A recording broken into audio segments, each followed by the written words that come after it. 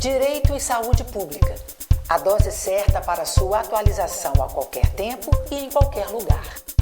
Olá, eu sou Luciano Oliveira, promotor de justiça, coordenador do Centro de Apoio Operacional das Promotorias de Justiça de Defesa da Saúde, o CAU Saúde do Ministério Público de Minas Gerais. Eu sou Cristiane Antunha e este é o podcast Direito e Saúde Pública, a dose certa para sua atualização a qualquer tempo e em qualquer lugar. No episódio de hoje, vamos conversar sobre a transição da gestão em saúde nos municípios. Este é o primeiro de 2 episódios que faremos sobre este tema. Em muitos municípios brasileiros, depois das eleições municipais, haverá mudança na gestão. A posse de um novo prefeito, até mesmo a reeleição do prefeito atual, leva a mudanças nas secretarias que impactam também a área da saúde. Então, para conversar sobre esse assunto, o nosso convidado é Fabrício Simões, que é enfermeiro, mestre em saúde pública pelo UFMG e secretário de saúde de Contagem. Fabrício, seja muito bem-vindo. Seja bem-vindo, Fabrício. Olá, doutor Luciano. Olá, Cris. Obrigado pelo convite. Uma satisfação imensa participar com vocês desse podcast. Vamos lá então, Fabrício. Você atualmente, como a Cris te apresentou, você é secretário de saúde de Contagem, que é um dos maiores municípios do nosso estado, uma população aí superior a 600 mil habitantes. Mas já te conheço há algum tempo, sei da sua experiência em municípios de menor porte e da sua atuação no COSEMES, o Colegiado de Secretarias Municipais de Saúde, aqui na região metropolitana de Belo Horizonte, dando um apoio imprescindível para os secretários de saúde dessa região. Então, eu queria começar te perguntando se a mudança de gestão é de fato um momento crítico para a saúde e para o SUS e por que temos tanta dificuldade na transição. Sim, doutor Luciano, realmente a gente observa que o período de transição é um período que apresenta diversas variáveis que podem colocar a política pública de saúde em risco. Uma delas é a continuidade dos serviços. A gente sabe que o Sistema Único de Saúde é uma política de Estado e necessita, sim, que os seus serviços tenham uma continuidade efetiva de prestação de serviço para a população. A gente sabe que isso gera um impacto direto no atendimento. Então, vamos pegar aqui, por exemplo, as unidades básicas de saúde, que na política coordenada junto pelos 3 entes federados, você tem diversos tipos de programa que ali são apresentados a toda a população. Se esses programas não tiverem a continuidade devida, tanto da lógica orçamentária, financeira, até o ponto assistencial, você incorre em risco direto no atendimento a toda a população. Um outro ponto muito importante também é a gestão dos recursos, né? É importante dizer que a saúde, você faz ela com pessoas. Então, você precisa ter uma política efetiva de gestão de pessoas, um entendimento do novo governo sobre a questão do estatuto dos servidores, como funciona isso, a quantidade de trabalhadores que ali atuam, e nesse propósito também a questão orçamentária financeira. Quanto o novo governo tem para poder aplicar em saúde no ano seguinte, quanto de recurso está ficando em caixa para que possa ser devidamente aplicado e qual é o planejamento de 2025, uma vez que o planejamento de 2025 ele é feito em 2024. Então é fundamental que o novo governo tenha essas informações. Fabrício, você acha então que falta um compromisso dos gestores públicos que estão finalizando o trabalho, principalmente quando são derrotados nas eleições? Você acha que existe isso? Cris, eu acho que é possível que exista, sim, em alguns cenários, porque, obviamente, existe um processo de desmotivação de quem perde um processo eleitoral, né? E nesse processo de desmotivação, a gente fala que o componente político ele é muito forte num processo eleitoral, e óbvio que a gente sempre orienta os colegas gestores que o componente político ele tem a sua importância, mas o interesse público tem que estar acima de tudo realmente na prestação e na efetivação do direito à saúde. Então, acho que a desmotivação pode ser, sim, um fator que leva a essa situação. Eu acho que a própria questão da ideologia política, em alguns momentos, também dificulta um pouco o processo de transição. Né? Agora, é um absurdo isso, né, doutor Luciano? Com certeza, é o que o Fabrício falou no começo, né? Nós estamos tratando de política de Estado e não de governo. E exatamente assim, a continuidade do trabalho da saúde enquanto política de Estado não pode ser afetado por ideologias políticas. A gente sabe que a efetivação do direito à saúde está muito acima de todo esse debate. Fabrício, falando do secretário de saúde que está encerrando a sua gestão, O que ele deve fazer para evitar a solução de continuidade na gestão e, até pior, a própria interrupção na prestação de serviços para a população? Doutor Luciano, é muito importante no processo de transição que sejam respeitados os princípios da administração pública na lógica da transparência das informações. É importante que o gestor que está saindo da gestão ele tenha a responsabilidade, né, de passar o seu planejamento. Como eu disse, o planejamento de 25 ele foi realizado em 24, então é importante que essa informação seja muito bem detalhada para quem está assumindo a gestão. Demonstrar e identificar as prioridades que aquele município tem, isso é fundamental. Eu costumo falar muito que os municípios de Minas Gerais, nós temos 853 municípios com características totalmente diferentes em regiões diferentes. Então, especificidades elas são fundamentais serem repassadas, uma vez que são informações muito estratégicas e que nem sempre a população tem acesso. Então, respeitar a questão da lei de acesso à informação, né? Acho que todas as informações que foram solicitadas pelo grupo de transição serem devidamente repassadas, e fundamental a lei de responsabilidade fiscal também, manter o caixa em dia, manter os recursos, obviamente, saneados para que o próximo governo tenha uma tranquilidade de executar as políticas de saúde de uma maneira adequada. Estamos falando da necessidade de uma equipe de transição muito qualificada, muito focada e muito respeitosa, né? E aí eu perguntaria, então, qual que é a importância de a gente ter uma equipe de transição nesse processo, né? Aglutinando ali pessoas da gestão que está saindo com pessoas da gestão que está entrando. Doutor Luciano e Cris, eu acho que essa equipe de transição ela tem um papel de resgatar essas informações mais estratégicas do ponto de vista mais técnico, obviamente, que a população às vezes não tem acesso, resguardar, ter essa transferência de conhecimento, documentos, processos, decisões que são tomadas no final de mandato, mas que vão repercutir no ano seguinte, né? Dar um suporte ao novo gestor, né? Isso é importantíssimo. Quem está assumindo, para que essa pessoa tenha tranquilidade para poder seguir, né, e continuar fazendo a gestão das políticas públicas, demonstrar o planejamento estratégico, ou seja, diminuir a possibilidade de riscos para que você tenha uma quebra dessa política de Estado que é tão importante para a população. Então vamos falar do prefeito, né, que vai começar a gestão em 2025. Fabrício, quais são os cuidados, iniciativas, então, que esse novo prefeito deve tomar para que não tenha interrupção nos serviços prestados para a população? Bom, se eu puder dar um conselho, né, aos prefeitos que estão assumindo, que tenham muito carinho na escolha dos seus novos gestores na área da saúde. A gente sabe que melhorou muito, acho que os prefeitos têm hoje uma visão muito mais qualificada da área da saúde, e a gente convive com os gestores em Minas Gerais, a gente tem percebido gestores mais qualificados. Então, acho que o prefeito tem que ter muito carinho na escolha do seu secretário de saúde, acho que esse é o primeiro ponto. Na sequência, eu acho que estabelecer um bom processo de transição com essa equipe que ele vai montar, obviamente. Entender, promover, né, uma estruturação na documentação. A saúde ela tem mais de 20 mil normas e legislações, né? É muita coisa. Então, obviamente, a gente não quer que um gestor de saúde tenha conhecimento de todas, mas existe um grupo de documentações que são vitais num processo de transição para que o prefeito tenha tranquilidade na hora que ele assuma o seu município, especialmente na pasta da saúde. Você pode exemplificar para a gente? Doutor Luciano, eu particularmente vou puxar um pouco a sardinha para a minha área de saúde baseada em evidências, avaliação de tecnologias.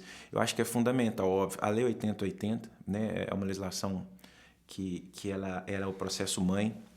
Eu gosto muito de citar o Decreto 7.508, que regulamenta a 8080, que ele faz uma definição importante de diversos conceitos, né, de regiões de saúde.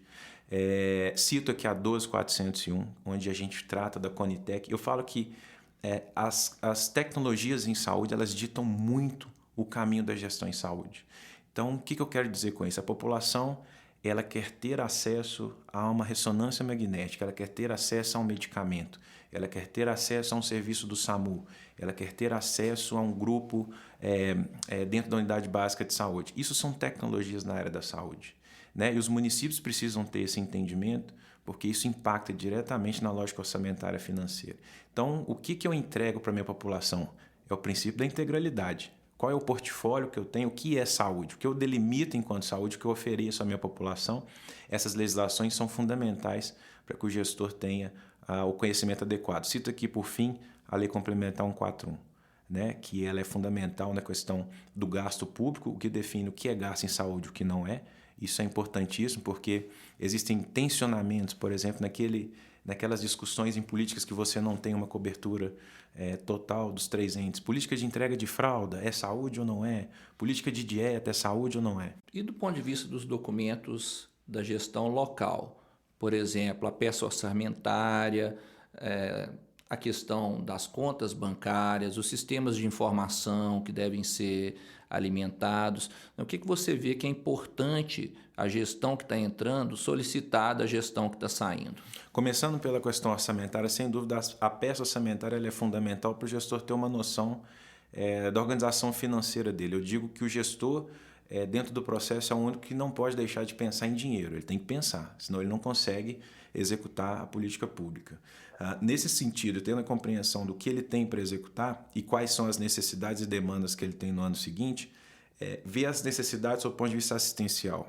Um documento muito importante que eu cito aqui é o Plano Anual de Saúde, né?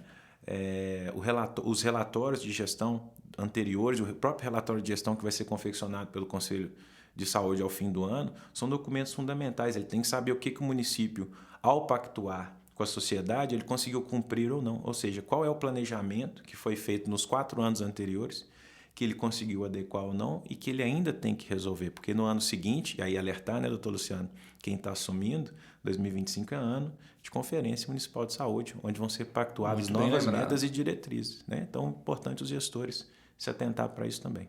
E agora eu vou te perguntar, na sua experiência como gestor que já viveu transição, eu sei muito bem disso, como que o Ministério Público pode contribuir para que a transição aconteça sem sobressaltos? E aí até tentando dar uma dica, um direcionamento aqui para os meus colegas que vão nos ouvir, tem alguma política pública que mereça atenção especial? Você citou atenção primária. Eu lembro da questão das arboviroses, né? Dengue, chikungunya, zika, que entra no período chuvoso e os casos voltam a ocorrer, a incidência volta a aumentar. A questão da assistência farmacêutica, contratos de fornecimento. Então, o que você percebe da atuação do Ministério Público que a gente pode contribuir para essa transição? Então, Luciano, eu acho que o Ministério Público tem sido um grande parceiro dos gestores municipais e eu acho que nesse processo a gente cita aqui, acho que o Ministério Público contribui muito numa lógica de fiscalização, né, monitorando a transição para evitar qualquer tipo de irregularidade, de impedimento ao acesso à informação. Cito a questão da transparência, né, exigir publicidade das ações, especialmente na acessibilidade das informações. A responsabilidade nesse processo em relação ao contexto financeiro. Então, ter uma observância da responsabilidade fiscal, o que está sendo transferido de um ano para o outro. O gestor que está assumindo, ele de fato foi respeitado a lei de responsabilidade fiscal nessa transição, né? E, claro, em casos mais extremos, o Ministério Público tomar as suas decisões que são normatizadas, legitimadas, que eu acho que é em prol da defesa da população e do efetivo direito à saúde. Quanto às políticas públicas, doutor Luciano, você citou muito bem, nós estamos numa virada de ano. Nós tivemos nesse último ano a pior epidemia de dengue, né? Especialmente em Contagem, acredito no estado também, dos municípios. Então a gente sempre sabe que virada de ano, ou seja, os gestores que vão assumir já têm que se atentar para esse plano de enfrentamento às arboviroses. Então, nós estamos falando de dengue, chikungunya. Nós tivemos, inclusive, 17, 18 problemas com febre amarela. Então, eu cito a arbovirose como um todo. Então, esse é um cuidado, obviamente, que deve ser atentado. Mas eu sempre gosto de trabalhar também, doutor Luciano, a questão das redes hierarquizadas, mas sem esquecer da conectividade delas, que é o que a gente chamou hoje de rede de atenção à saúde. Então, eu falo, a atenção primária, que é a coordenação do cuidado, como é que ela está funcionando? Se você não tem uma atenção primária que está bem gerenciada, as suas UPAs estão cheias, e aí você acha que o problema é abrir mais uma UPA e por aí vai, é trazer alta tecnologia, que foi o que nós citamos anteriormente, o seu hospital dá conta, não dá conta. Então, acho que é observar, botar uma lupa em cada nível de atenção à saúde, fazer um diagnóstico bem feito, porque a gente sabe que neste próximo ano a demanda da população ela só aumenta, ela só cresce, e se você não tiver, de fato, uma estrutura de um ano para o outro bem montada, bem organizada, com um planejamento bem feito, a chance de você ter um problema na efetivação do direito de saúde é muito grande. Fabrício, para terminar então a nossa conversa, queria que você deixasse uma mensagem para os gestores, né, que vão começar seus trabalhos em 2025. Você já deu dicas valiosas, mas eu queria outras dicas, mais dicas. Ô Cris, eu digo aos novos gestores, né, quem vai iniciar 2025, muita responsabilidade no planejamento. Eu iniciaria, sim, a minha análise pela parte orçamentária financeira, né? O que você tem de disponibilidade. Sem isso, você não consegue executar nenhuma estratégia ou nenhuma política pública. Ter a compreensão, eu cito muito, eu gosto de usar um termo que são as regras do jogo. Quais são as regras do jogo enquanto gestor que você tem? Né? Você, na administração pública, tem duas situações que são muito importantes. RH, recursos humanos. Então, quais são as normativas que regem para que você tenha tranquilidade na sua gestão de pessoas e o seu processo de compras e contratação. Quais os seus contratos estão ativos, quais não estão, o que você tem de compra, o que você tem de estoque, o que você não tem. Citar aqui a questão do inventário, que é muito importante num processo de transição de um ano para o outro. Então, quem sai, quem entra. Muito trabalho, né? Muito trabalho. Quem entra também tem que pensar. Agora, eu tenho uma mensagem que eu acho que ela é a mais importante de todas, assim. Dizer aos novos gestores que o SUS é importante que se trabalhe com necessidade, né? E tomar cuidado para nós trabalhar com demanda, ter a inteligência de construir uma política pública em cima da real necessidade.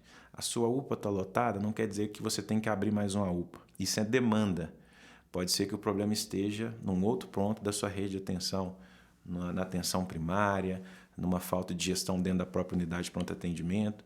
Então, ter muito cuidado que o seu município ele não tem obrigação de ter todos os níveis de atenção à saúde. Ele não precisa ter um hospital com CTI para sei lá quantos leitos, ele tem 10 mil habitantes. Então, respeitar, né, a posição do seu município dentro daquela região de saúde e tentar fazer com que o seu paciente seja atendido ou no seu município ou em outro, mas que ele tenha acesso ao serviço que ele precisa no momento que ele necessita. No episódio de hoje, então, falamos sobre a transição da gestão em saúde nos municípios, com as participações do secretário de Saúde de Contagem, Fabrício Simões, do promotor de Justiça, Luciano Oliveira, e minha, Cristiane Antunha. Fabrício, muito obrigada pela participação, pelas informações, pelas dicas. Muito obrigado, Fabrício. Foi ótimo a sua participação. Obrigado, doutor Luciano. Obrigado, Cris. Obrigado ao Ministério Público. Estamos à disposição. O roteiro desse episódio é de Luciano Oliveira e quem assina a direção é Eduardo Cury. O podcast Direito e Saúde Pública é uma produção do Ministério Público de Minas Gerais. E eu já convido você para o próximo episódio, dia 11 de novembro, no Spotify e no YouTube. Você também pode escutar na Rádio MP. Até lá! Direito e Saúde Pública. A dose certa para sua atualização a qualquer tempo e em qualquer lugar.